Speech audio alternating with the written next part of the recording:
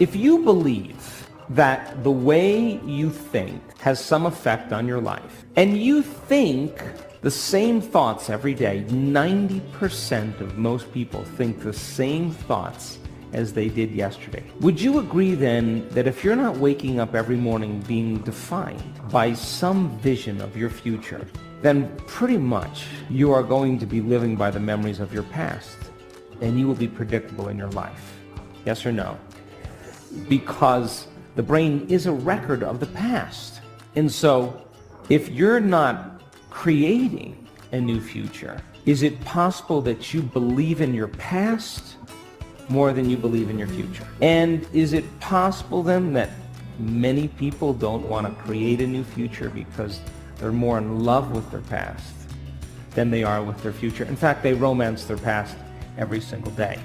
So then is it possible then that that person in the same brain circuitry and the same emotions of the past are viewing their life through the lens of the past, and they're not seeing things how they are? They're actually perceiving and seeing things how they are. And they're telling a story in their mind that's actually causing them to perceive life equal to that story. Are you with me still? So then you ask that person, so why are you this way? And they'd say, I'm so glad you asked, because I get to talk about my past.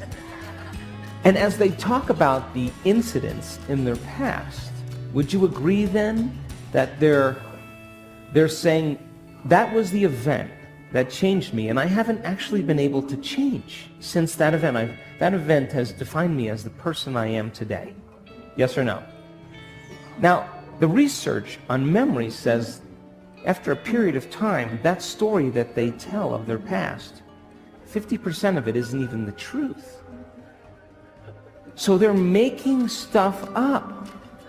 They are reliving a miserable life they never even had, just to reaffirm, to recreate the emotions, to excuse themselves from changing. So then most people then, they may say with the 5% of their conscious mind, I want a new life, I want a new relationship, I want a new career, or I am healthy. But if 95% of who they are is subconsciously programmed into the past, then that thought of their health, that thought of their wealth is never going to make it to the body, because the body is programmed into the past. How many people understand? So then if you teach a person then how to be defined by a vision of the future instead of the memories of the past, then they would have to really start thinking differently. Would you agree? They would have to start making different choices than the choices that they always make. Yes or no? They're going to have to start doing different things and breaking certain habits. And that's going to be uncomfortable. Yes or no? Because the body's going to say, why are we doing this? It's so much more fun suffering than going out for a walk into joy. I don't know if I believe in joy. I believe in suffering. The body goes back. And so then a person would have to stop talking certain ways. They would have to start staying away from certain experiences with certain people. You know what I'm talking about, yes? And they would have to examine their emotional state every single day. They'd have to stay conscious of their emotional state, because the moment they started feeling suffering, they just disconnected from the energy of their future. They're back to the energy and the emotions of their past. So then, teaching people then how to be defined by a vision of the future every single day means they're going to be uncomfortable. It's going to be unfamiliar. There's going to be some uncertainty, and you may not be able to predict the next moment because you're no longer feeling like you. That's the moment you just left the known and you stepped into the unknown. Are you with me still? Now, if the body has been conditioned into the familiar past or the predictable future, and the body has become the mind of the past or the predictable future. Would you agree then the body would say, what are you doing? And the body would say, listen, let's get you thinking like you've been thinking. And it starts influencing the mind. And people start hearing the chatter in their head.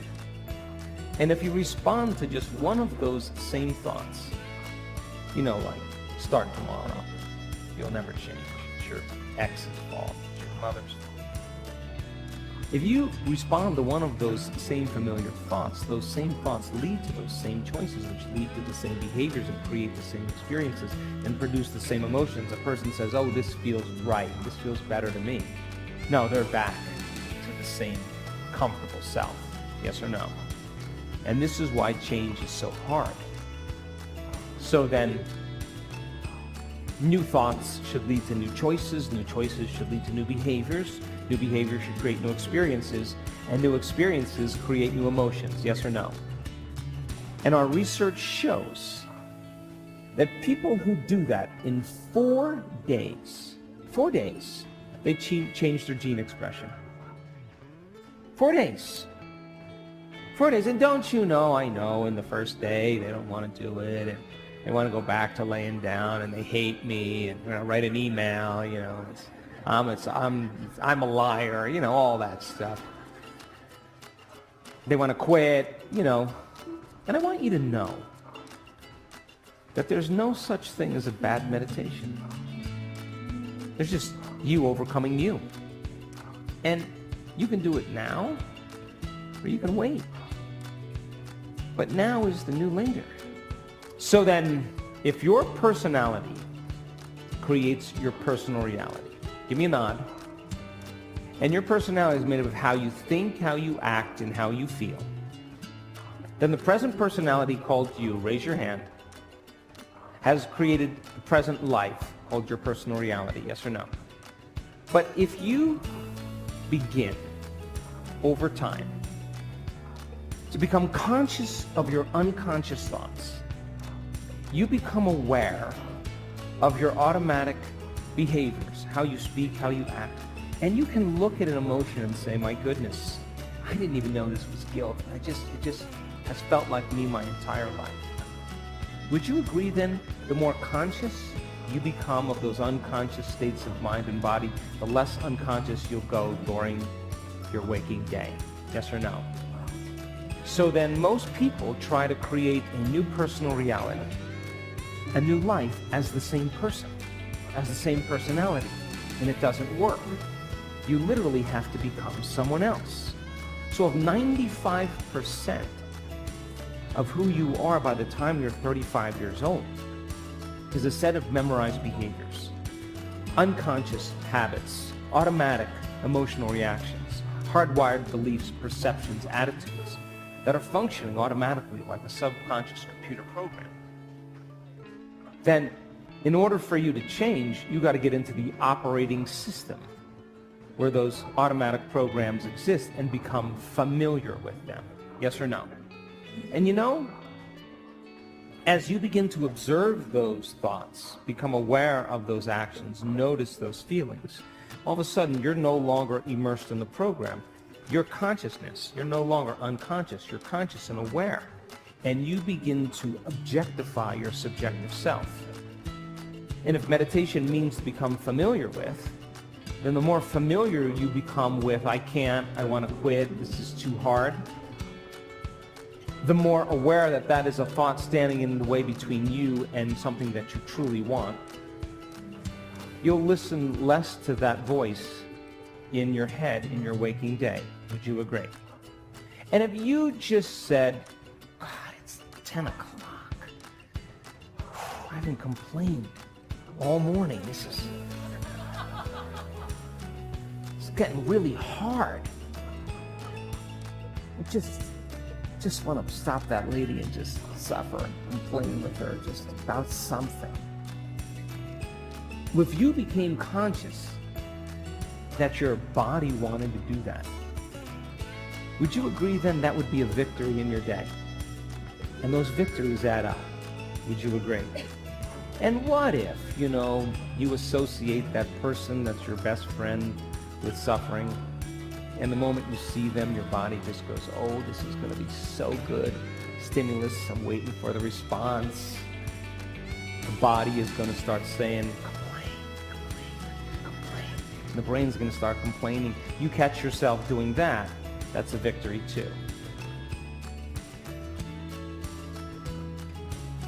If you could give everyone in the world an experiment to do for 30 days, one activity that they'd have to do every day for 30 days, what would it be? I would ask them to take out a piece of paper and write down every thought that they've been thinking that's standing in the way between their future and where they are. To write down every habit or behavior, even how they speak, that stops them from becoming the person that is healthy, wealthy, or free. And then to begin to recognize the emotions that keep them in the same state of being every single day, and become so conscious of those thoughts, behaviors, and emotions that they wouldn't let any of them slip by unnoticed by them. Then I would have them write down the thoughts they do want to fire and wire in their brain. I would have them write down what the behaviors look like of a great person that they wanted to become. And I would have them practice thinking about it and practice rehearsing it. And then I would say to them, what emotions would you feel when your future happened? Because you have to teach your body emotionally what that future feels like before it happens. And every day, if you practice that diligently and sincerely, and just become conscious of who you no longer want to be, and keep becoming conscious of who you do want to be, you should begin to see evidence in your life. And when it comes in a way that you least expect, that surprises you and leaves no doubt that it's come from a greater mind, then you'll be inspired to do it again. And now we believe we're more the creators of our lives and less of the victims of our lives. I believe in human possibility, human potential, and I think that one of our biggest limiting beliefs is the belief how limited we really are. And so my interest is to give people the science to begin to understand how powerful they really are.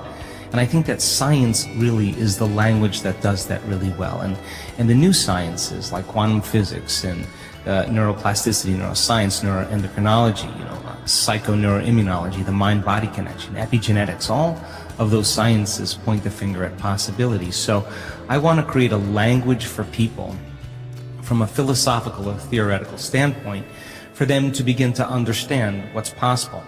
But then I want to be able to have those people begin to wire that information in their brain completely, because learning is making new connections, right, in the brain. But remembering is maintaining and sustaining those connections, and it's so much easier to lose our vision than to remember it, right? So then we have to begin to hardwire the brain, or install the neurological hardware in preparation for an experience. So the more people understand what they're doing and why, then the how gets easier. The prize of an experience is an emotion. And once you start feeling unlimited, once you start feeling abundant, once you start feeling worthy, now you're teaching your body chemically to understand what your mind has intellectually understood. So knowledge is for the mind and experience is for the body, and people begin to embody the truth of that philosophy. Now, if they can repeat it over and over again, it'll become innate in them. It'll become natural, second nature, will become easy. They'll begin to master that philosophy. So I want people to begin to understand that thoughts are very powerful. Feelings drive our thoughts, and that they can begin to create a better life for themselves once they understand some of these principles.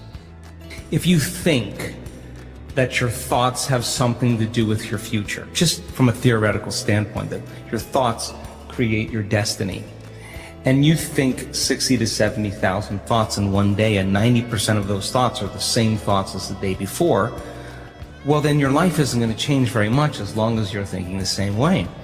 And those same thoughts lead to the same choices. The same choices lead to the same behaviors. The same behaviors create the exact same experiences, and we anticipate the same feelings or emotions from those experiences, and those emotions are the payoff that drive our very same thoughts. Well, our biology, our neurocircuitry, our neurochemistry, our hormones, and even our gene expression will be equal to how we think, how we act, and how we feel. And how we think, how we act, and how we feel is called our personality. And our personality creates our personal reality. That's it.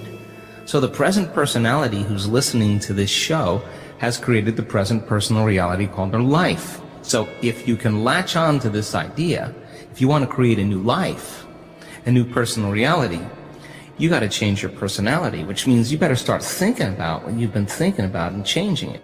You begin to become conscious of your unconscious actions or habits or behaviors and modify them. And then we have to begin to look at the emotions that we live by every single day that keep us connected to the past and decide, do these emotions belong in our future? So most people are trying to create a new personal reality as the same personality, and it doesn't work. You literally have to become someone else.